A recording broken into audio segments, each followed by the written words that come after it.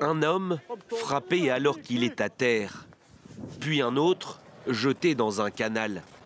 Dans les rues d'Amsterdam, ces supporters israéliens ont été violemment pris pour cible. On dirait que cela a été organisé. Ils nous ont sauté dessus. Ils ont poignardé des gens. Ils les ont battus. On n'a rien à voir avec la guerre. Nous, on est venus supporter le Maccabi Tel Aviv. Ces attaques sont survenues en marge d'un match de football jeudi entre l'Ajax Amsterdam et le Maccabi Tel Aviv.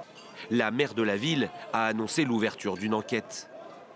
Au moins 62 personnes ont été arrêtées selon la police néerlandaise qui, dans l'après-midi, rapportait plusieurs incidents.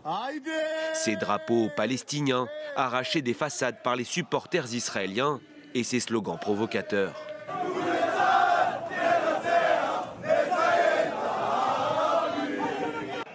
Des fans israéliens qui ont aussi sifflé la minute de silence en hommage aux victimes des inondations en Espagne, Madrid ayant reconnu officiellement la Palestine en mai dernier.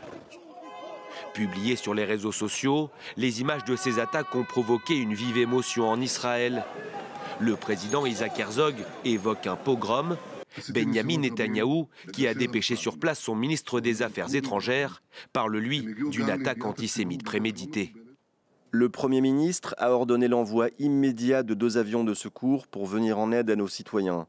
Il considère l'effroyable incident avec la plus grande gravité.